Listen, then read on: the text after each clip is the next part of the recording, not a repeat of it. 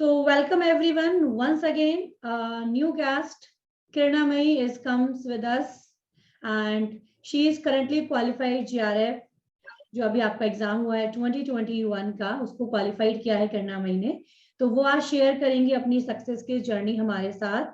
तो very very warm welcome miss Kiran Mai and congratulation once again. Congratulations to you. So first of all, tell me about yourself. Thank you, ma'am. Thank you so much.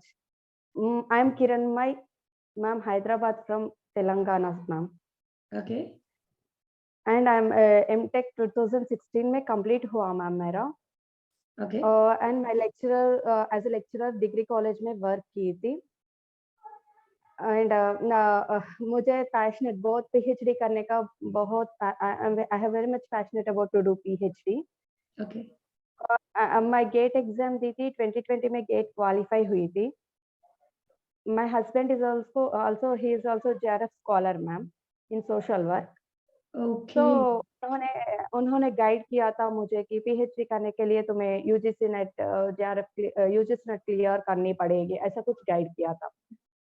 मैंने सोच लिया UGC net exam लेकर मुझे JRF पाना है, ऐसा कुछ सोचकर मेरा फर्स्ट अटेम्प्ट इन नवंबर 2020 मैंने नवंबर 2020 मेरा फर्स्ट अटेम्प्ट किया था, बट मैंने क्वालिफाई नहीं हुआ. मेरा क्वालिफाई 2 क्वेश्चन से रह गया था. 46% आया था, ओनली 46%.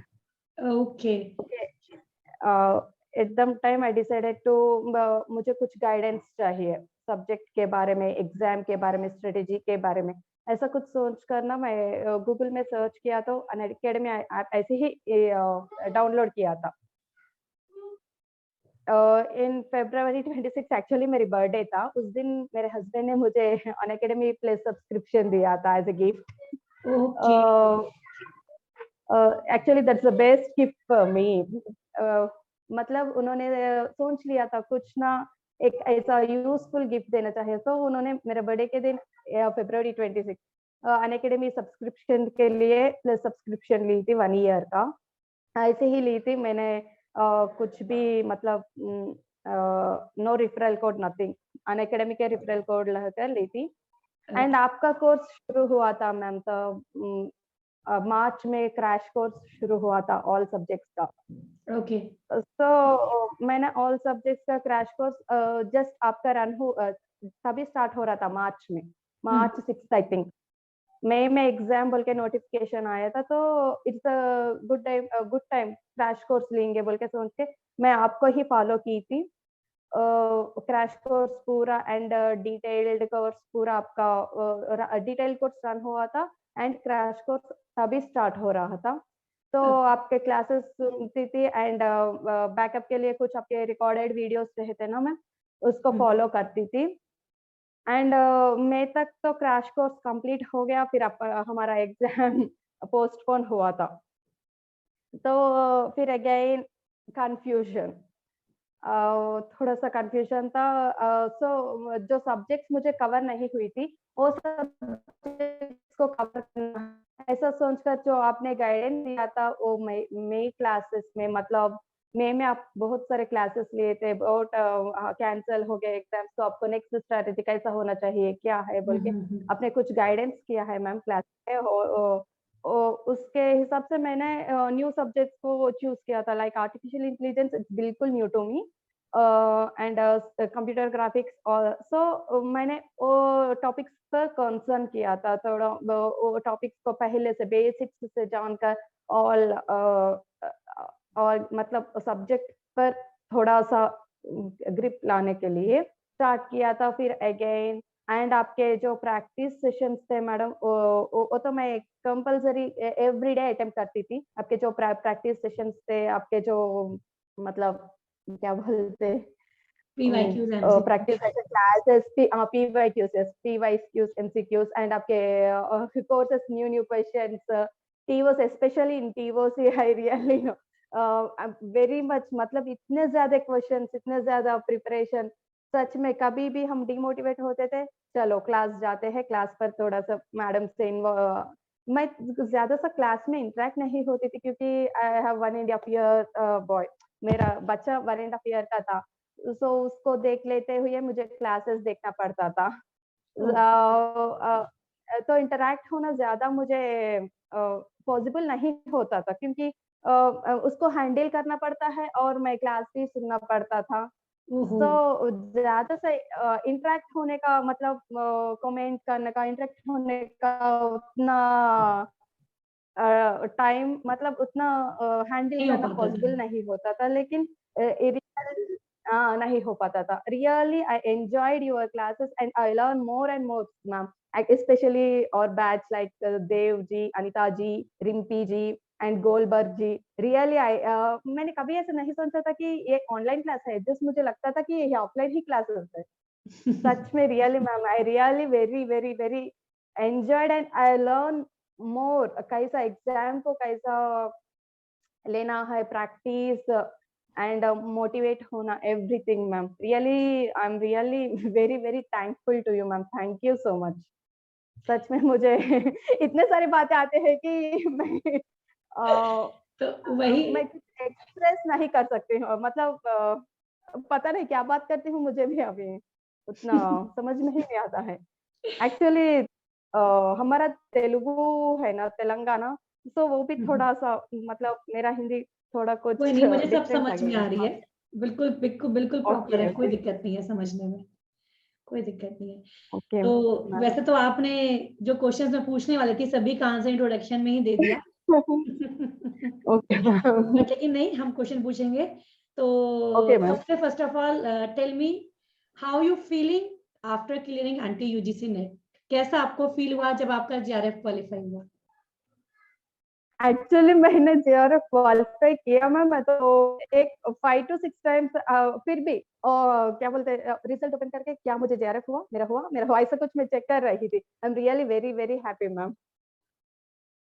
मतलब आपको विश्वास नहीं हो रहा था कि आपका जेआरएफ क्वालिफाई हो गया, इसलिए आपने 4 to 5 टाइम चेक किया? चेक ओके किया था मैम। ओके। सो आप अपनी स्ट्रेटेजी बताएंगे टुवर्ड प्रिपरेशंस कि आपने कैसे प्रिपेयर किया, जिस तरीके से आपको जेआरएफ मिला, आपकी जर्नी थोड़ा सा आप बताइए। जो लर्नर्स आपके आने वाले अपकमिंग्स हैं तो उनको बताइए कि कैसे स्ट्रेटेजी आपने अप्लाई करी अपनी प्रिपरेशन के लिए, किस तरीके से स्टडी किया। ओके मैम, मैंने स्टार्ट किया था मैडम फरवरी में स्टार्ट किया था, मई में एग्जाम था हमारा, तो फरवरी में स्टार्ट किया। तब मैंने सोच लिया था एवरी सब्जेक्ट, ईच सब्जेक्ट को लेकर मैंने आपके क्लासेस सुनती थी एंड जो मटेरियल पीडीएफ थे उसको मैंने एक रनिंग नोट्स बना लिया मैडम। एक रनिंग नोट्स बड़े एट द सेम टाइम कौन सा सब्जेक्ट प्रिपेयर होते हैं कि वो सब्जेक्ट के mock test, I mean subject wise mock test, आपके प्रैक्टिस सेशंस एंड मैंने दूसरे प्लेटफॉर्म से भी टेस्ट सीरीज को बाय किया था। हर एक टेस्ट सीरीज से मैंने प्रैक्टिस प्रैक्टिस प्रैक्टिस किया था ma'am. And running okay. Notes is the most running notes आपके जो भी क्लासेस है वो क्लासेस में पीडीएफ से मैंने अपना रनिंग अपना नोट्स खुद का लिया था नोट्स। लास्ट में, खुद का नोट्स प्रिपेयर किया था ma'am, like last minute preparation notes. Okay. So and मैं मतलब आपने बताइए। मैंने ये कहती हूँ कि कंसिस्टेंसी से सीखना प्लस प्रैक्टिस, प्रैक्टिस तो बहुत बड़ा पार्ट है ma'am. And practice with live, मतलब in live sessions in classes practice करना, एक मतलब 2 to 3 टाइम्स प्रैक्टिस करना, स्पीड बढ़ जाएगा, ऐसा कुछ नहीं। ओके। तो इट मीन्स आपने मेरे सारे पीडीएफ जो मैंने क्लासेस लगाई वो सब आपने रेगुलरिटी से ली, और उन रेगुलरिटी के साथ आपने उनसे अपने एलएमपी क्रिएट करे, अपने नोट्स क्रिएट करे और मोर प्रैक्टिस करी, चाहे आपको कहीं से भी प्रैक्टिस करने को मिले, आपने प्रैक्टिस करी। तो दैट्स अ गुड। जब आप प्रैक्टिस करते हैं तो जनरली आपको स्पीड और एक्यूरेसी मेंटेन हो ही जाती है, और यही मैंने आप लोग को गाइड किया था कि स्पीड और एक्यूरेसी ही आपको मेंटेन करनी है।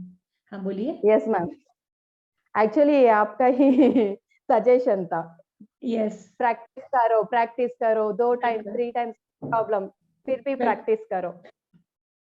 बिल्कुल, मैं तो यही सजेशन करती हूँ, चाहे जहां से आपको प्रैक्टिस मिले वहीं से प्रैक्टिस करो। जितनी बार आप एक क्वेश्चन को ट्राई करोगे उतनी आपकी स्पीड बढ़ेगी। एक्यूरेसी के साथ साथ स्पीड मेंटेन तभी होती है जब हम Yes, वन ma'am. प्रॉब्लम को मेनी टाइम सॉल्व करते हैं। तो वही आपने अपनी लाइफ में कहते हैं ना उतार लिया, उस गाइडेंस को आपने फॉलो किया, तो इसी का रिजल्ट है कि आपको सक्सेस मिली। So any message toward the learners? मैंने मेरे एग्जामिनेशन का एक्सपीरियंस बोलना चाहती हूँ मैम, कैन आई? ओके, बिल्कुल। नवंबर 26 हमारा एग्जाम था ना मैम, तो मेरा सेंटर आके 2 hours distance from my house. वो दैट वाज जर्नी कर एग्जामिनेशन सेंटर को गई थी। फिर बाद में एग्जामिनेशन सेंटर में इतना प्रॉब्लम हुआ मैम, 3 टाइम्स सिस्टम को चेंज करना पड़ा। मतलब सिस्टम बीच में स्टक होना, स्टॉप हो जाना, फिर से लॉगिन होता या नहीं पता। उन्होंने फिर मतलब it takes 5 minutes, minimum 5 minutes. Mouse cursor move होना, स्टॉप हो जाना, टोटली समझ में नहीं आ रहा था क्या हो रहा है। 3 टाइम्स सिस्टम को चेंज करना पड़ा मुझे। स्टक होना सिस्टम तो सच में रियली मैं वो टाइम पे माइंड ब्लॉक हो गया था। मतलब समझ में ही नहीं आ रहा था ये क्या हो रहा है। एंड एग्जाम में पेपर 1 में इंग्लिश में कुछ डेटा, हिंदी में कुछ डेटा, उसके वजह से थोड़ी कंफ्यूजन। एंड पेपर में आके टेबल एक जगह, क्वेश्चंस एक जगह, सभी टाइप्स ऑफ इंटरप्ट। इसमें तो मेरा एक सजेशन है कि मैम, मैंने ये सजेशन मेरे हस्बैंड से सुनी है कि exam is not just a question answer, it's a psychological test. ये बात ने मैंने बिल्कुल बिल्कुल बिल्कुल ये बात ने मैंने वॉल पे लिखकर, बड़ी पेपर पे लिखकर चिपका दिया था जब मैं एग्जाम के लिए प्रिपेयर हो रही थी।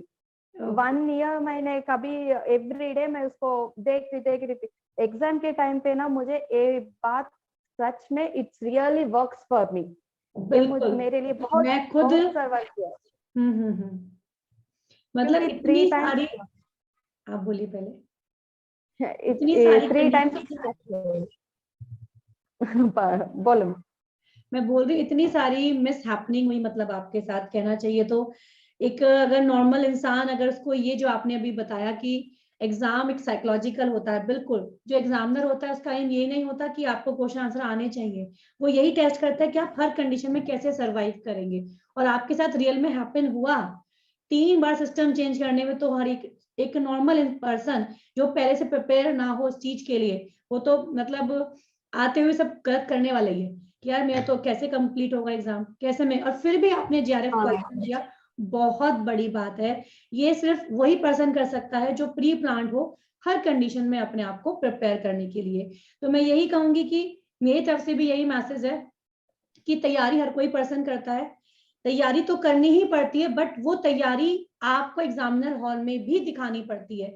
वो जो आप जब एग्जाम हॉल में जाते हो तो कि अगर कंडीशंस नहीं है, पेपर में कुछ मतलब गलत लिखा है, या आपने डेटा बताया, डेटा हिंदी में कुछ और था, इंग्लिश में कुछ और था, फिर भी हमें अपने माइंड से उस चीज से डिस्ट्रैक्ट नहीं होना है। हमें सिर्फ उस कंडीशन को उस टाइम पे कहना चाहिए कि लाइक जो भी कंडीशन आए हमें उसको क्रॉस करना है।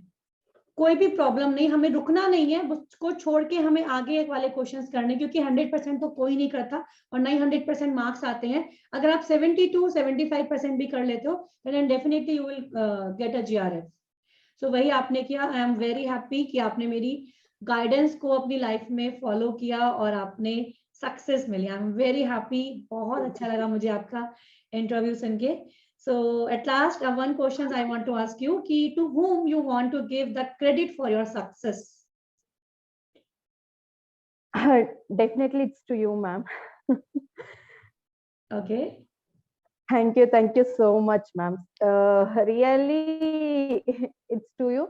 And Unacademy plus subscription and guidance देने के लिए, especially for my husband and you both. Okay. Really, I'm really very happy. Yes, अगर आपके हस्बैंड की वो सीख नहीं होती आपके पास कि एग्जाम में साइकोलॉजिकल आपको वर्क करना है, तो वो शायद आपको डिस्टर्ब कर सकती थी। तो बहुत अच्छा गाइडेंस दिया आपके हस्बैंड ने भी, और मैं भी ये बात बोलती हूँ और अभी भी मैं अपने लर्नर्स को यही सिखाती हूँ कि हमें इस तरीके से ही करना चाहिए एग्जाम में, right? So very happy to see your to take your interview, Karna Mai. So wish you a congratulations once again and wish you a best future for your life, and I wish कि आपको आपकी life में सारी success मिले जो आप wish करते हो, आपके सारे ड्रीम्स ट्रू हो, और wish you a very happy life and thank you once again and welcome इतना टाइम देने के लिए और अब लर्नर्स को अपनी लाइफ की स्टोरी बताने के लिए. So thank you so much. Thank you so much, ma'am. Thank you.